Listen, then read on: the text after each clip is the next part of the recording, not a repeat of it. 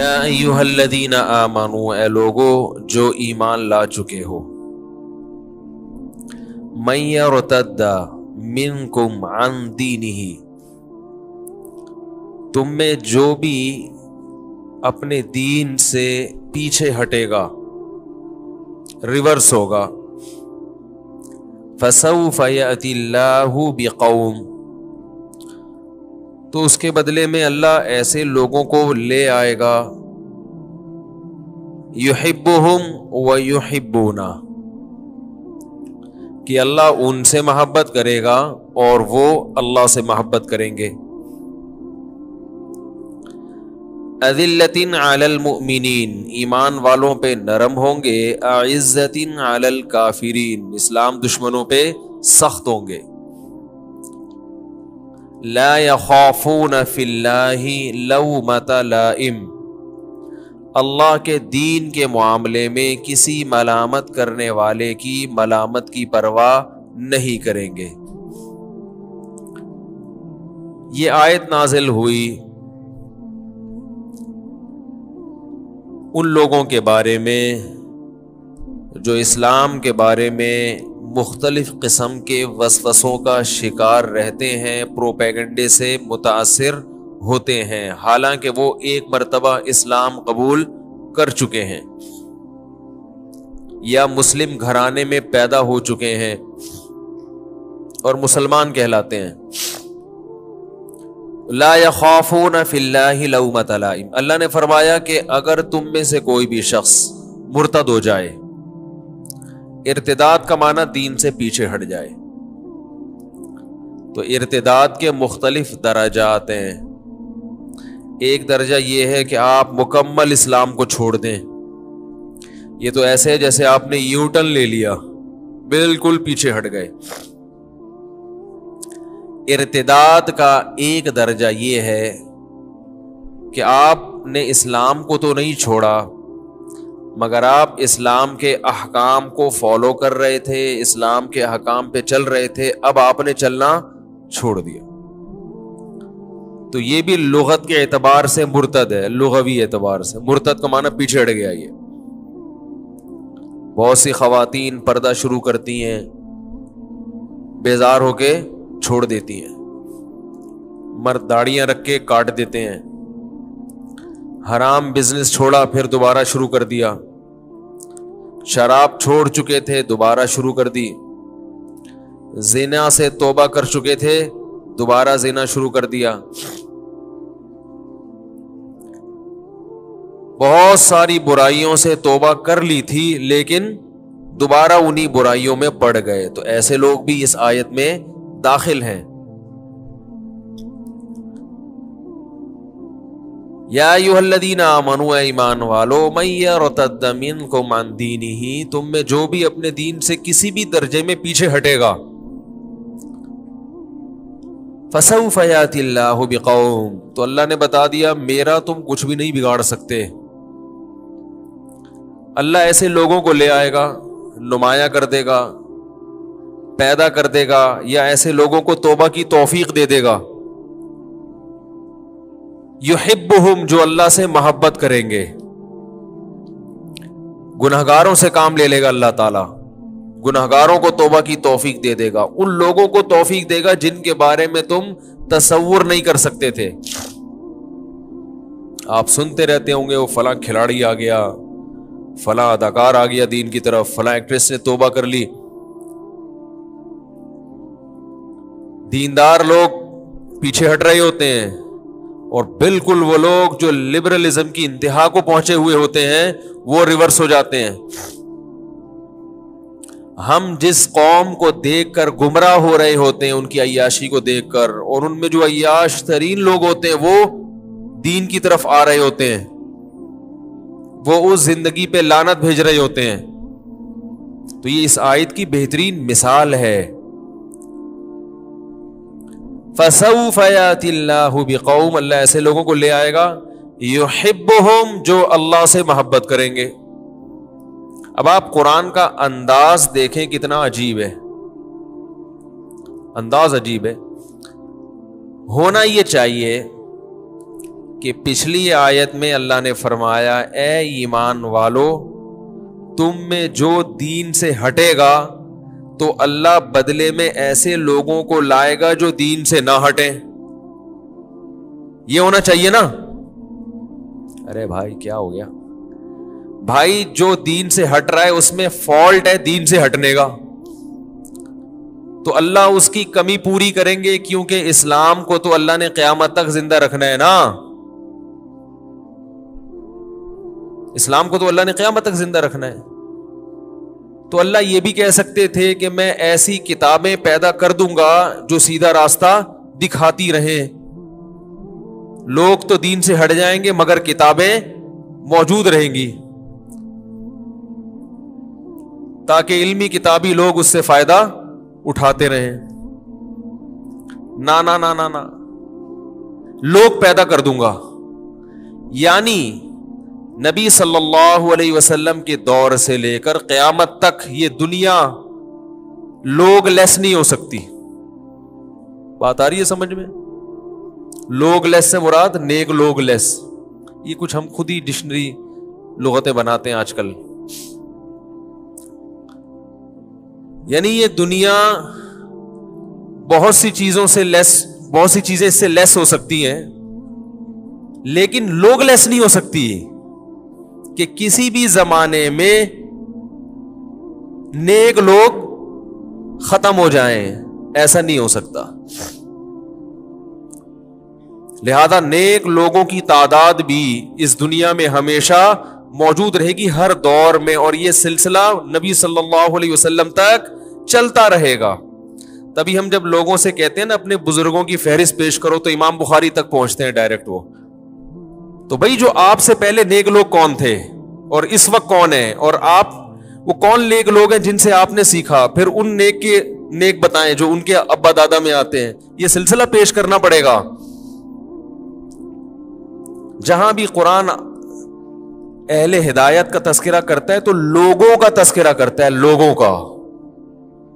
اس لیے کہ لوگ, نیک لوگ اس دنیا میں حجت اللہ ہوتے ہیں, وہ اللہ کی حجت ہوتے ہیں, دلیل ہوتے ہیں اپنے بندوں پر.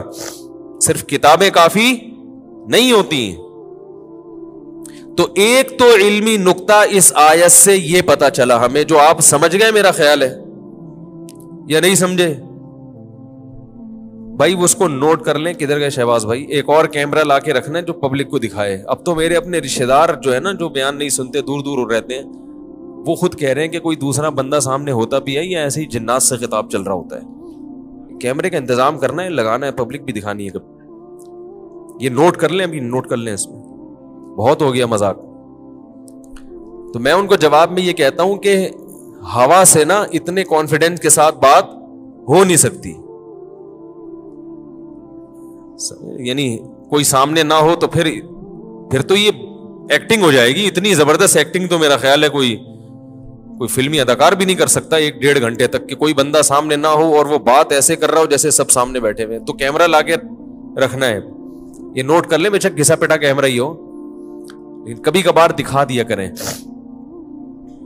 آدھا میں آ رہا ہوں اور آدھی پبلک آ رہی ہو, تاکہ لوگ پھر یہ کہیں گے کہ یہ کسی اور موقع کی تصویر لے کے انہوں نے لگا دی ہے. تو دوبارہ اس آیت کو میں ریپیٹ کر دیتا ہوں. 2 چیزیں نکلتی ہیں اس آیت سے. اے ایمان والو, اگر تم دین سے پیچھے ہٹ جاؤ گے تو اللہ کا کچھ نہیں بگاڑ سکتے. اللہ ایسے لوگوں کو لے آئے گا, اچھے لوگوں کو پیدا کر دے گا. تو ہونا یہ چاہیے کہ اے ایمان والو, اگر تم دین سے پیچھے ہٹ گئے تو اسلام کا کوئی نقصان نہیں ہے. کتابیں تو بخاری مسلم تو موجود ہے, جو چاہے گا سیدھے راستے پہ چلے گا, نہیں چاہے تو نہ چلے. نا نا نا نا نا, اللہ فرماتے ہیں لوگوں کو پیدا کرتا رہوں گا میں, لوگ اچھے موجود رہیں گے. اس سے بتا دیا کہ کوئی بھی ایسا شخص جس کی باتیں سن کر آپ کو لوگوں سے نفرت پیدا ہو رہی ہے, کوئی بھی اچھا نہیں لگ رہا, اس کا مطلب وہ خود اچھا نہیں ہے. دوسری بات اس آیت سے ہمیں یہ پتہ چلتی ہے کہ اللہ نے فرمایا من یرتد منکم عن دینہ, تم میں سے جو دین سے پیچھے ہٹے گا, تو اس میں فالٹ کیا ہے؟ دین سے پیچھے ہٹنا نا. تو آیت یوں ہونی چاہیے تھی، اللہ ایسے لوگوں کو بدلے میں لے آئے گا جو دین پر استقامت دکھائیں گے اور پیچھے نہیں ہٹیں گے. کیا خیال ہے بھائی؟ لیکن آیت میں یہ نہیں ہے، آیت میں یہ نہیں ہے. بھائی دیکھو، آپ کا ایک ملازم ہے، وہ سست ہے. آپ نے کسی کو کہا کہ یار کوئی مجھے ملازم لا کے دو، میں تمہارے ذمے یہ کام لگاتا ہوں اور اس کی تمہیں میں تنخواہ دیتا ہوں. کنواں کھدوانا ہے مثلاً میں نے. اب وہ کنواں کھدوانے کا بڑا ماہر ہے، سب کچھ ہے، لیکن اس میں ایک فالٹ ہے کہ وہ بیمار ہے. تو آپ کہو گے یہ نہیں چاہیے مجھے، اس کے بدلے میں دوسرا لے کر آؤ جو بیمار نہ ہو، یہ کہو گے نا آپ. تو پھر بات یعنی بلاغت کے نہج کے بالکل مطابق ہوگی بات. تو قرآن کے الفاظ بھی بظاہر ایسے ہونے چاہیے کہ اے ایمان والو، تم میں جو بھی دین سے پیچھے ہٹے گا، چاہے مکمل ہٹ جائے یا تھوڑا ہٹ جائے، اللہ ایسے لوگوں کو پیدا کرے گا جو دین سے پیچھے نہیں ہٹیں گے. مگر قرآن نے یہ نہیں کہا. قرآن نے کہا اے ایمان والو، من یرتد منکم عن دینہ، تم میں جو بھی دین سے پیچھے ہٹے گا، اللہ ایسے لوگوں کو لائے گا جو اس سے محبت کریں گے.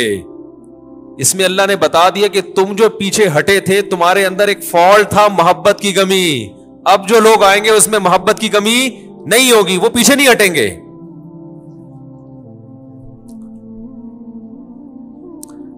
دلائل کی دنیا میں انسان نظریاتی طور پر مطمئن تو ہو جاتا ہے، عمل کی توفیق جب تک نہیں ملتی، جب تک اپنے خالق سے محبت پیدا نہیں ہوتی.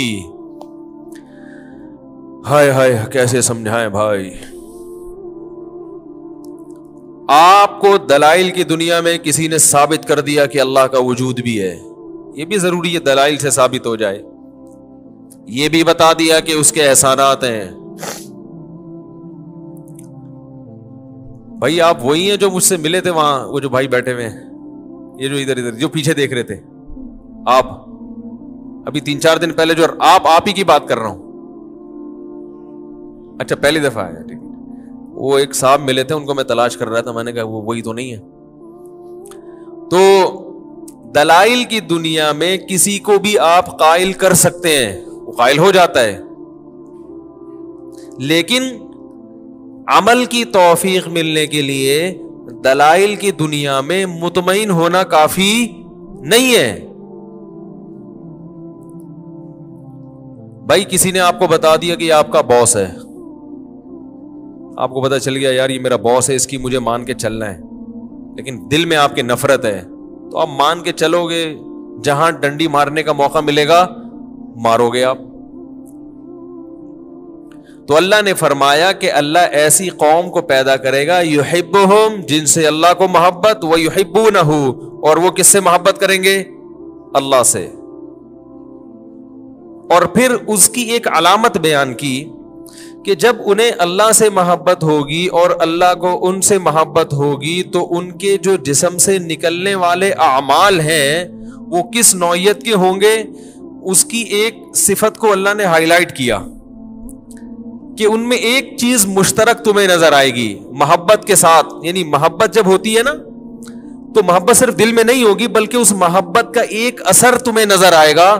وہ اثر یہ ہوگا لا یخافون فی اللہ لومۃ لائم، کسی ملامت کرنے والے کی ملامت کی پرواہ نہیں کریں گے وہ اللہ کے معاملے میں. تو جو آدمی اس نہج پر یہاں تک پہنچ جائے کہ اللہ کے معاملے میں کسی کی پرواہ نہ کرتا ہو تو وہ پیچھے کیسے ہوگا دین سے؟ لومۃ لائم، کسی ملامت کرنے والے کی پرواہ بولو بھائی نہیں کریں گے. اور پھر فرمایا یجاہدون فی سبیل اللہ، اللہ کے راستے میں لڑیں گے. جہاد کا ذکر اس لیے کیا کہ سب سے مشکل ترین کام، جو مشکل ترین عبادت ہے وہ کیا ہے؟ جہاد ہے. اس میں جوان بیوی کے بیوہ ہونے کا خطرہ، چھوٹے بچوں کے یتیم ہونے کا خطرہ، اپنے گرفتار ہونے کا خطرہ، معذور ہونے کا خطرہ، نابینا ہونے کا خطرہ، قید ہونے کا خطرہ، یہ سارے خطرات کو کس کی خاطر مولتا ہے؟ وہ اللہ کے لیے. تو جب یہ جذبہ پیدا ہو گیا تو چھوٹی موٹی برائیوں سے بچنا تو اس کے لیے بہت آسان ہے.